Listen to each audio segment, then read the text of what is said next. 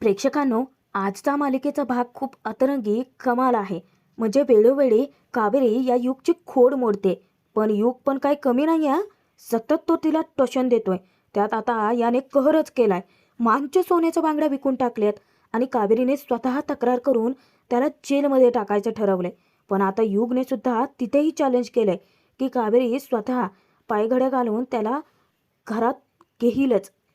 बघूयात मग आता दोघांमधलं हे चॅलेंज नक्की जिंकतंय तरी कोण. त्यासाठी भाग तर बघाच, सोबतच आपल्या व्हिडिओला हाईप पॉईंट जरूर द्या. चक्क युगने स्वतः कावेरीला तिच्याच रूममधून बाहेर हाकललेलं असतं, तेव्हा ऐनवेळी त्याचा शर्ट नेमका दरवाजात फसतो आणि कावेरी त्याचाच फायदा उचलते. आता युगची ती चांगलीच खोड मोडते. बाहेरून कडी लावून त्याला त्या खोलीमध्ये बंद करून जाते. इतका वैतागतो तो. शेवटी आतोनात प्रयत्न करून तो स्वतःचा शर्ट त्या दरवाजातून काढून घेतो, पण तो शर्ट इतका फाटतो. कावेरीवरती दात ओत खात तिच्या नावाने खड्या फोडत शेवटी तो शर्ट काढून टाकतोच. इतक्यातच त्याला नेमका ओमक्याचा फोन येतो. आता ओमक्या त्याला धक्कादायक बातमी देतो. भाई, अरे तू तुझ्या आईच्या ट्रीटमेंटसाठी त्या दगडूशेठकडून पैसे घेतले होते ना भाई. त्याचे पंटर लोक आले होते तुला शोधत इथे. अरे तो येऊन ना मला विचारत होता तुझ्याबद्दल. अरे लई सटकलाय तो. इकडे युगला मात्र मोठा धक्काच बसतो. भाई तुला तो शोधतोय.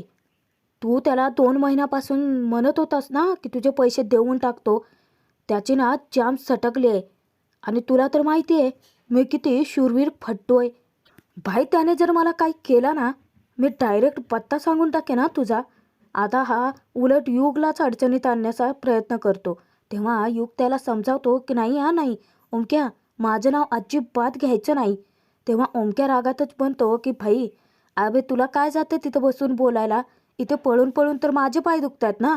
तेव्हा युग त्याला समजावतो की हे बघ ओमक्या, अरे हे घर म्हणजे ना दुकान आहे महागड्या वस्तूंचं. यातली एक जरी वस्तू नेऊन मी गुपचूप विकली ना, या लोकांना कळणार सुद्धा नाही. असेच मी पैसे फेडून टाकेन ना. आता ओमक्याला तो निश्चिंत करतो. तो सांगतो की भावा, अरे आपण उद्याच बोलूयात ना त्याला आणि त्याचे पैसे जेवढे आहेत तेवढे देऊन टाकूयात. आता कुठे त्याच्या जीवात जीव येतो. तेव्हा इकडे युग त्याचा नेहमीचा डायलॉग, मी सुपरस्टार आणि तू प्रोड्युसर. ओमक्या नेमकं उलटच करतो त्याचं. पुन्हा युग त्याच्यावरती चिडतो. आता हा फोन तर ठेवून देतो, पण याला सुचतच नसतं की पैसे नक्की आणायचे तरी कुठून. हा विचार करत असतानाच नेमका माचा आवाज येतो. आता मात्र त्याची जाम तंतरते, कारण एकतर कावेरी यशचे सगळे कपडे तेथून घेऊन गेले. युगला जर त्या अवस्थेत माने बघितलं तर पुन्हा त्याच्यावर प्रश्नांचा भडीमार. आता याला इतकं टेन्शन येतं, रागात तो स्वतःचं डोकंच त्या भिंतीवरती आपटतो. इकडे कावेरी मात्र खूपच भडकलेली असते. त्याला माझ्या यशच्या एकाही वस्तूला मी हात लावू देणार नाही. तो स्वतःला कोण समजतो काय. यशच्या सगळ्या वस्तू इथेच असतील माझ्यासोबत. पण अचानकच कावेरीला यशची इतकी आठवण यायला लागते की तिच्या डोळ्यातून अश्रू कळाकळा वाहतात. यशच्या बॅगेत आणलेल्या सगळ्या वस्तूंशी तिचे एक ना एक आठवण जोडलेली असते. यशची उशी घेऊन ती त्याच्यावरून प्रेमाने हात फिरवते. तिला तो क्षण आठवतो जेव्हा खोटं खोटं लग्न करून ते दोघे उगाचच भांडत होते, फक्त दिखाव्यापुरता. त्यानंतर उदयची पत्नी बनून आल्यानंतर ते सत्य माहिती असून सुद्धा यशने कशी तिची साथ दिली, तिच्यासोबत फ्रेंडशिप केली, तो क्षणही तिच्या नजरेसमोर उभा राहतो. यशचा रुमाल घेता क्षणी मानचं अग्निपरीक्षा पूर्ण करून आलेल्या कावेरीच्या पायाला त्याने हाच रुमाल बांधला होता. नेमकं तोच रुमाल घेऊन कावेरी आपले अश्रू पुसते. ती व्याकुळ होऊन स्वतःचीच बोलते की यश, मी कधी कल्पनेत स्वप्नात सुद्धा विचार केला नव्हता की तुम्ही मला सोडून चाल आणि तुमची ही शेवटची आठवण असलेला रुमाल घेऊन मी माझे अश्रू पुसत असेन. पण दुसऱ्याच सेकंदाला स्वतःला सावरत कावेरी हिमतीने बोलते की मी त्या फ्रॉड माणसाला तुमची जागा कधीच नाही घेऊ देणार. कावेरी पटकन मोहितची कॉन्टॅक्ट करते. मोहित तिला विचारतो की बोल कावेरी, कसा राहतोय तो युग आपल्या घरच्यांसोबत. तेव्हा कावेरी म्हणते की हा ना आपल्या घरातल्या प्रत्येकांची बरीच माहिती काढून आलाय आता तो संभ्रमात पडतो. तो विचारतो की माहिती काढून आलाय. तेव्हा कावेरी खुलासा करते की हो, त्याला ना आपल्या घरच्यांबद्दल बरीचशी माहिती आहे. यशचा प्रत्येकाशी असलेलं बॉन्डसुद्धा त्याला माहिती आहे. तेव्हा मोहितला कळून चुकतं की त्याच्यावरती लक्ष तर ठेवावं लागेल. पण कावेरी एक महत्त्वाच्या गोष्टीची त्याला जाणीव करून देते की मोहित जीजू, तुमच्या अजून एक गोष्ट लक्षात येते का? म्हणजे त्याला आपल्याबद्दल बरीचशी माहिती आहे, पण आपल्याला त्याच्याबद्दल माहितीच नाही आहे ना. जर उद्या त्याने घरात चोरी वगैरे केली आणि तो गायब झाला अचानक, तर या सगळ्याला मी जबाबदार असेन. कारण तो यश नाही आहे हे फक्त मला माहिती आहे. आता कावेरीच्या बोलण्यातही तथ्य असतं. आता मोहित कावेरीला धीर देतो की कावेरी, अगं तुझी यात काय चूक आहे सांग बरं.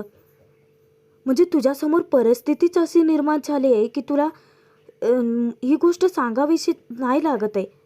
तेव्हा कावेरी वैतागतच म्हणते, हो मोहित जीजू, पण मला कळतच नाही आहे की हा अचानकच कसा उगवला इथे. मी त्याला यश म्हणून कधीच ॲक्सेप्ट नाही करू शकत. प्लीज तुम्ही काहीतरी करा लवकर. कावेरी त्याला ठोस पावलं उचलायला सांगते. मोहित कावेरीला धीर देतो की ठीक आहे, तू जास्तीची काळजी करू नकोस. मी त्याच्यावरती नजर ठेवूनच राहतो आणि त्याची माहिती सगळी काढतो सुद्धा. आता कावेरी फोन ठेवते, पण कावेरीला आता दुसरा धक्का बसतो हा प्रेक्षकांनो.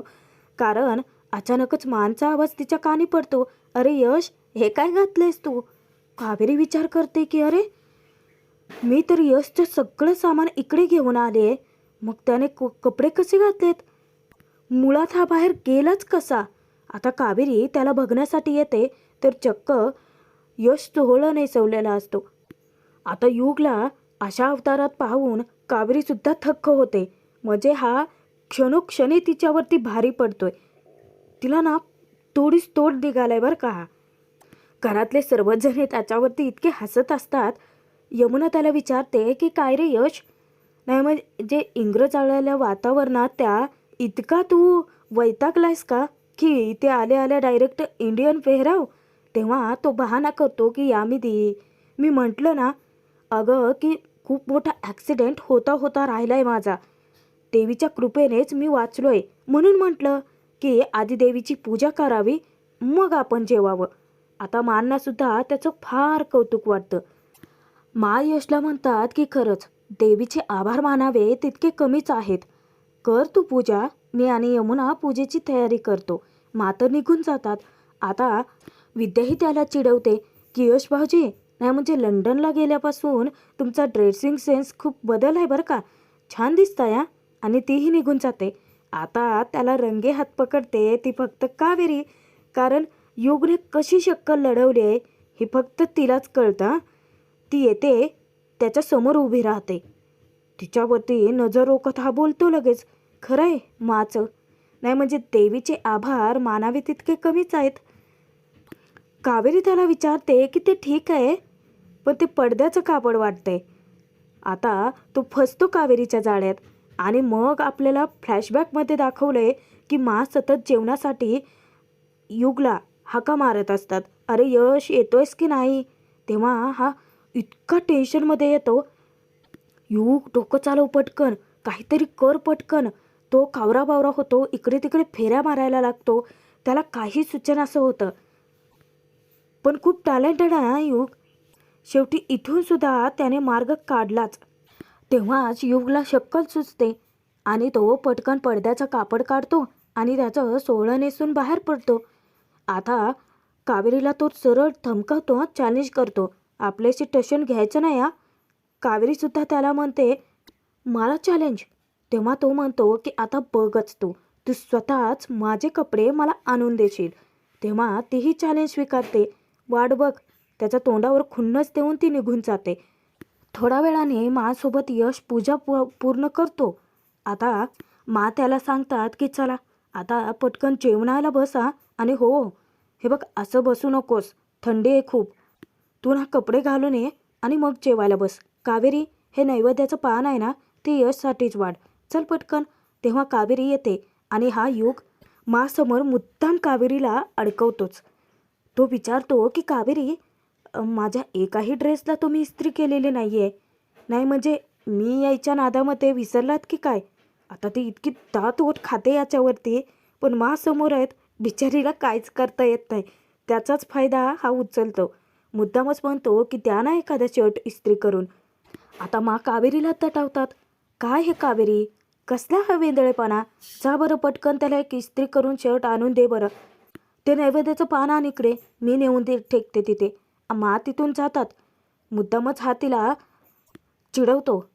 चला एक शर्ट आणून द्या मला.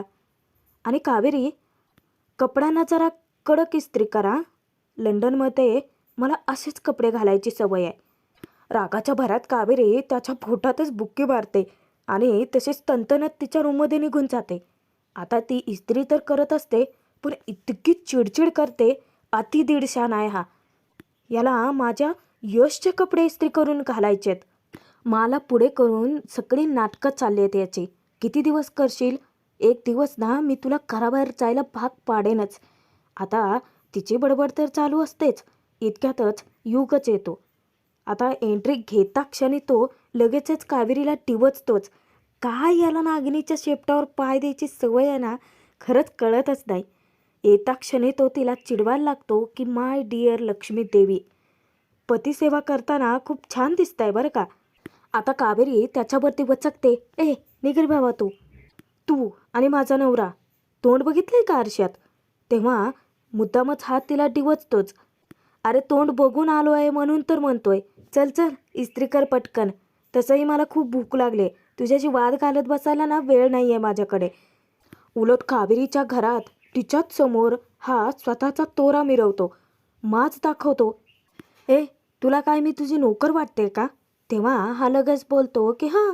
तेव्हा कावेरी इतकी भडकते, डायरेक्ट इस्त्री त्याच्या तोंडासमोरच धरते. आता तो सरकन 2 पावलं मागे सरकतो. नो टचिंग हा. मला फक्त टच माझी पोकीच करू शकते, माझी गर्लफ्रेंड. त्याचं प्रॉमिस केलं आहे मी तिला. आता तो पटकन तेथून शर्ट काढून घेतो आणि पुन्हा तिला डिवचतोच हा. नाही म्हणजे इस्त्री जास्त तापले की तू माहीत नाही, पण शर्टला मात्र कडक झाले हा. आता कावेरी पुन्हा ह्याला शिव्या द्यायला लागते. लाज नावाची ना गोष्ट नाही आहे या माणसाला. मुद्दामच यश मोठ्याने युग ओरडतो की ओ बायको, अहो मी काय फक्त शर्ट घालून बाहेर जाणार आहे का? चला पॅन्टला पण इस्त्री करा. आता हा तर जास्तच माज दाखवतो. कावेरीला चक्क कामाला लावतोय. आता कावेरी त्याला काही बोलणार, पण नेमकं माचाच आदेश येतो आणि मग काय, शेवटी कावेरीचीच बोलती बंद होते. हा युग लगेचच त्या संधीचा फायदा उचलतो. पटकन बॅगमधून पॅन्ट काढतो आणि कावेरीला त्या पॅन्टला इस्त्री करायला सांगतो. इकडे माचा पारा इतका चढलेला असतो. उगीचच जेवण वाढून ठेवलं. विद्या, ते जेवण गरम कर बरं. कावेरी पॅन्टला इस्त्री तर करतच असते. या युगचे इतके ड्रामे चालू असतात ना तिच्या अवतीभोवती की वाव, काय सीन आहे. मनापासून सेवा करणारी बायको. मला ना खरंच तुझ्यासारख्या मुलींना खूप आवडतात. आणि तो चक्क तिची दृष्टच काढतो बायको मटेरियल. कावेरी आता त्या टेबलला जोराची लाथ मारते. आता टेबल जाऊन लागतो तो डायरेक्ट यशच्या गुडघ्यालाच. त्याचा इतका जीव तरमळतो. काही सेकंदासाठी त्याची अशी बोलती बंद केलेली असते नाही ना, पण थोड्या वेळाने तो अजून ठीक होतो. पण तो त्याची चाल काही सोडत नाही हा. सतत कावेरीची खोड काढतच असतो. आता गुपचूप बिचारी चालली ना बाहेर. मुद्दामच तो म्हणतो की तू मला घराबाहेर काढायला निघाली होतीस. बघतेस ना, मीच तुला तुझ्याच रूम बाहेर हाकललाय. माझ्याशी पंगा नाही हा घ्यायचा. मला हरवण्याचा तर विचारच करू नकोस. आता हा बोल बच्चन लगेचच धमक्या देत असतो कावेरीला. पण कावेरी पण याची चांगलीच खोड मोडते. कारण तिने सेफ्टी पिन त्या शर्टमध्ये लपवलेली असते. ती इतकी जोराची टोचते ना त्याच्या मानेला, पुन्हा त्याचा जीव तरमळतोच. तो विचारतो की काय सेफ्टी पिनने हल्ला केलास तू?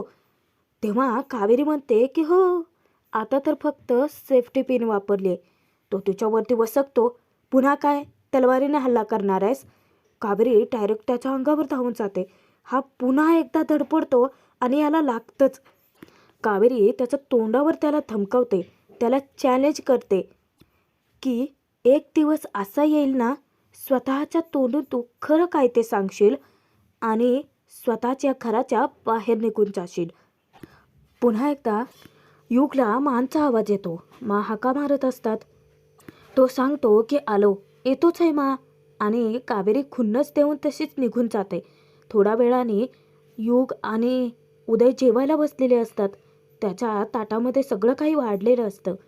उदय लगेचच म्हणतो की मा, हा 1 महिन्यासाठी काय गेला? मला तर असं वाटलं की अख्खं वर्ष गेलं. किती प्रेम आहे ना उदयच्या भावावर. पण याचं प्रेम नको तिथेच जास्त उफाळून येतं. जेव्हा खरी गरज होती यशला साथ द्यायची तेव्हा तर दिली नाही पठ्ठ्याने.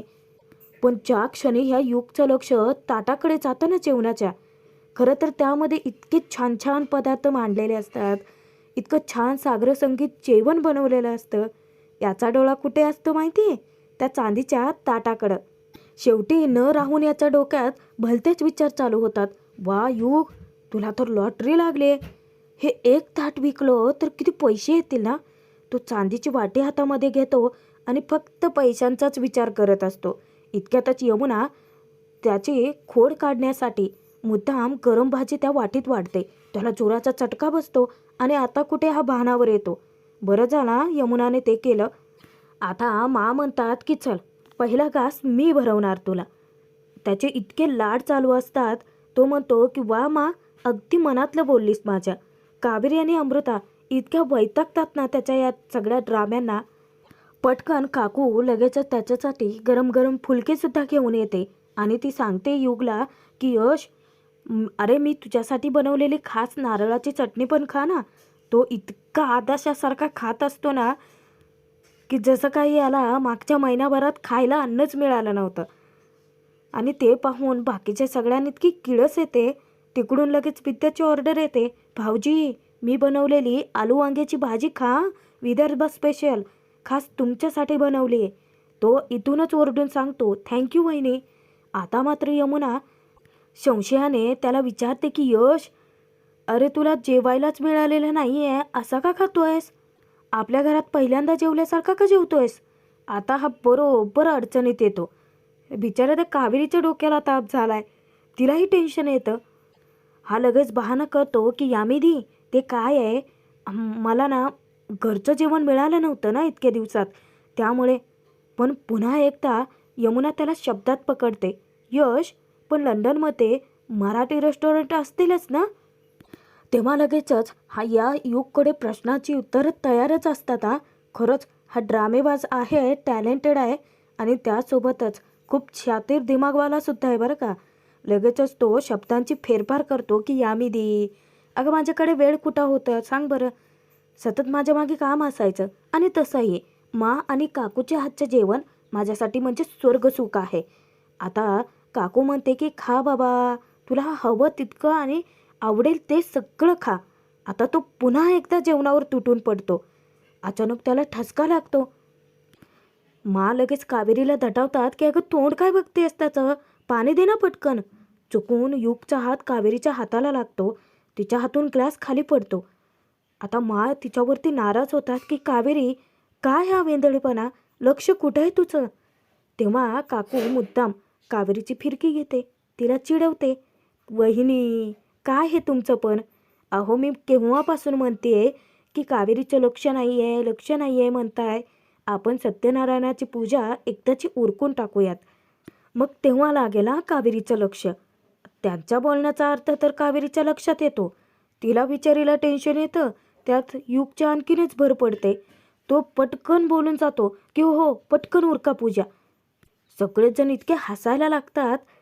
पण कावेरी खूप भडकलेली असते याच्यावरती. कारण पुन्हा एकदा याने तिला पेचातच टाकलेलं असतं. कारण पूजेला बसायचं तर याच्यासोबत बसावं लागेल ना. आणि त्यातच एकदाची पूजा पार पडली तर मग युग हा कावेरीसोबत तिच्या रूममध्ये जाईल ना राहायला, तिचा नवरा म्हणून. आणि कावेरीला काही बोलतासुद्धा येणार नाही. तेच कावेरीला अजिबात घडू द्यायचं नसतं. आता भाग संपतोय, पुढील भागात बघूयात. आता हा अतरंगी युग पुन्हा एकदा नको तिथे माती खातोच. गुपचूप मांच्या बांगड्याच विकून टाकतो. आता मोहित त्याला अरेस्ट करायला येतो. कावेरी त्याच्यावरती इतकी भडकते, माच्या बांगड्या चोरल्यास तू, तुझी जागा ना आता जेलमध्येच आहे. तू फक्त माझ्या यशसारखा दिसतो, पण यशची जागा कधी घेऊच शकत नाही तू. I hate you. तेव्हा तो तिला पुन्हा एकदा डिवचतो. ए, तू कोण मला आय हेट यू म्हणणारे? तुझ्यासारखी काकूबाई हवेच कोणाला? आता बघच तू. स्वतःच तू या घरात पायघड्या घालून माझं स्वागत करणार. आता पुन्हा एकदा यांच्यामध्ये टशन आहे. पुन्हा एकदा एकमेकांना चॅलेंज केले. पण युग म्हणाला तसं तो करून दाखवेल का? की कावेरी यावेळेस त्याच्यावरती मात करेल? पाहणं मनोरंजकच ठरेल.